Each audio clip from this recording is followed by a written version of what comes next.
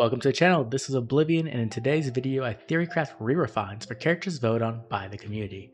If you would like to vote for characters who will be in the next video, there will be a link to the poll in the description down below, or head over to my community page. Okay, now let's see if I can turn these princesses plus Karel into powerhouses. Our first character is going to be the very first princess herself, Caeda. Now Caeda is still quite unique when it comes to sword flyers, as she does have flashing blade in her weapon, something that other flyers cannot inherit. But even so, she is a Gen 1 unit and her stats are quite outdated, even looking at that base 25 attack, which is just abysmally low compared to stats nowadays. Now, in looking at ways to upgrade Caeda, I did look at Legendary Caeda and Baby Caeda and how they have a Vantage niche, but I thought that was kind of already overdone, so instead I decided to really lean into Caeda's Flashing Blade niche and make her much more unique than the other two. And in order to do that, all she really needs is an update to her stats and a few of her effects, so let's go ahead and check out the new effect. Enables Canto 2. Grant special cooldown count -1.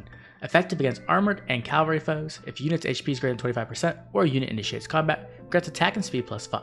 So nothing absolutely insane here. Essentially, we're going to give her the attack and speed she needs so that she can actually hit and destroy things. And then as well as adding Canto 2, because it is a very powerful effect, and when you're running something like a Gale Force build, Canto 2 can be very, very pivotal, as it allows you to position exactly where you need to be so that other Wings of Mercy units can come in and continue the Gale Force train. Other than that, it's a very new simple effect, just giving Caeda a bit more power. So let's go ahead and head over to the new refine. If unit initiates combat, grants attack and speed +5. If unit speed greater than foe speed, grants special cooldown charge +1 and deals +5 damage per unit's attack. So once again, nothing insane here for Caeda. Honestly, I don't think she really needs it. All she really needs is a stat upgrade and a bit of help, and then she really does become a powerful unit. And so in order to do that, we gave her another attack and speed +5, in total granting her +10 attack and speed, and then upgrading her Flashing Blade 3 to Flashing Blade 4, giving her that extra bit of true damage.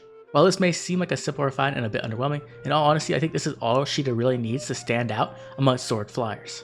She is already quite unique and can do Gale Force well. The only thing really holding her back is her stats and the fact that she doesn't have special cooldown in her weapon, which is new effect and refined granter. Our next unit is going to be the sword demon himself, Karel.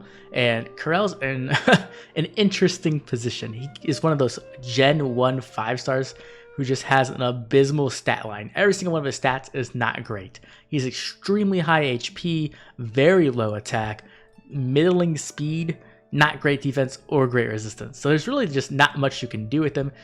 And so with this new effect and new refine, I kind of wanted to carve a niche out for Karel while also capturing his personality a bit, as he is in his sword demon form here. So I wanted to capture the aspect where he is just constantly battling, and the closer he gets to death, the more powerful he becomes. So let's go ahead and check out his new effect. Accelerate special cooldown count -1. If unit initiates combat, grants attack and speed +5. At start of turn, grants special cooldown count -X, where X is the unit's current HP range. If unit's HP equals 100%, grants special cooldown count -1. If HP is less than 100% but greater than 25%, grants special cooldown count -2. If unit's HP is less than or equal to 25%, grants special cooldown count -3. Now this is an extremely powerful effect because it can grant a lot of special cooldown every single turn, allowing Karel to just spam out massive specials and do big damage with them. And this is something that I think Karel really desperately needs because of his stat line. Even at +10 with max investment, he still really isn't in the best place. So he really is reliant on specials to get a lot of damage out. I think this does a good job of capturing his bloodthirsty personality, where he's just having these fights to near death every single time, and he gets stronger the lower HP he is. So let's go ahead and move on to his next refine, where we can show off the other half of his powerful new weapon. Deals +10 damage when special triggers. If unit initiates combat, grants attack speed +5, and unit can make a follow-up attack before foe can counterattack.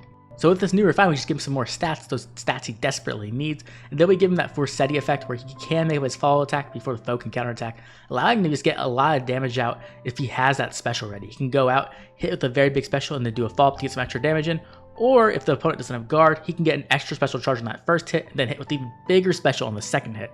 And then with that Woe Dow effect, he'll get that extra +10 damage, which can be massive. The cool thing about this weapon as well is that it allows his B slot to be open, allowing for much more versatile builds. So instead of having to run something like Desperation, now you can run something like Vantage, Wrath, Null Follow-Up, or even a Tempo skill.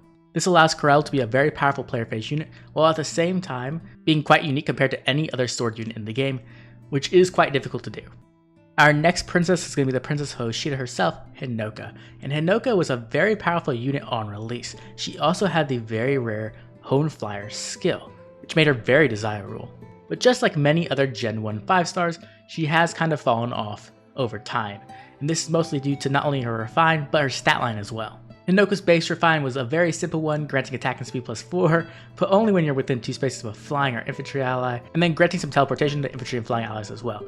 Now I think this is a cool concept, but just nowadays it needs to be a little bit more powerful, so let's go ahead and expand on it a bit, and also capture some of Hinoka's personality from Fates. So Hinoka's new effect will be grant special cooldown count -1, unit and allies within 2 spaces gain, grant attack and speed +5, and deals +5 damage per attack. Now the idea behind this came from Hinoka's personal skill in Fate's Rallying Cry, which granted additional damage to adjacent units. I wanted to capture that, so I put +5 true damage per attack in there, and it's not something that she only gets, but also every unit within 2 spaces. This allows Hinoka to act as that leader unit who can go into combat, deal some big damage, and then also have her allies around her deal additional damage as well. But this is just the beginning of what Hinoka can really do, so let's go ahead and check out her new refine, and we can see where she can really stand out amongst Lance Flyers. If unit is within 2 spaces of an ally, grants attack, speed, defense, and resistance +4 during combat. Infantry and flying allies within 3 spaces can move to a space adjacent to unit. Unit can move to a space adjacent to any ally within 3 spaces. So the idea behind this refine is that Hinoka is a person who wants to protect her allies and her friends, but at the same time, she is someone who can show up and save her friends and allies as well. So I wanted to make a teleportation effect where not only could she lead the charge and go into battle and then have all of her allies teleport in behind her and follow up, but also her being able to show up late to the battle and then being able to teleport in and help her allies as well. This effect not only gives Hinoka the power she needs, but also allows her to become a very powerful teleporting unit. This works extremely well in something like Gale Force, where she could go in, proc her Gale Force, and then have people follow up behind her, or if she wants to be the person who comes in later on, she doesn't necessarily need Wings of Mercy anymore, as she can teleport to allies within 3 spaces. This means she can run a more powerful beast skill and still be able to get in there and get her Gale Forces off, while also granting that attack and speed +5, which is usually pivotal in Gale Force strategies. Overall, I think this refine does a great job of capturing Hinoka's personality and playstyle a bit in Fates, but also making her unique amongst Lance Flyers, and allowing her to have a supportive refine at the same time granting herself the power she needs to be able to defeat her enemies. Our last princess is going to be Elincia herself, and this is my favorite princess by far, as she is from the Telia series, as I'm sure you are aware. When it comes to Elincia, she is a Gen 1 unit. She did come out a little bit later on, so she is doing a bit better, and she does have a brave weapon, so she can still be unique nowadays, though there are units like Valencia Pala who have stolen her niche a bit. So when it came to Elincia's new refine and effect, I wanted to differentiate her from Valencia Pala and also make her a very powerful player phase unit. So let's go ahead and check out the new effect. Enables Canto 2. Grants speed +4, inflicts defense and resistance -4. If unit initiates combat, grants attack and speed +5 during combat, and unit attacks twice. Okay, so when it comes to Elincia, she is a complete player phase unit, meaning that Canto is very valuable to her, as she's going to want to go in, destroy somebody, and be able to escape to safety, as she's not going to really have the defenses she needs to survive many counterattacks. When it came to her flat stats, I gave her that speed +4 so she can exist in that quad city where she can just really get in there and just hit opponents a lot of the times.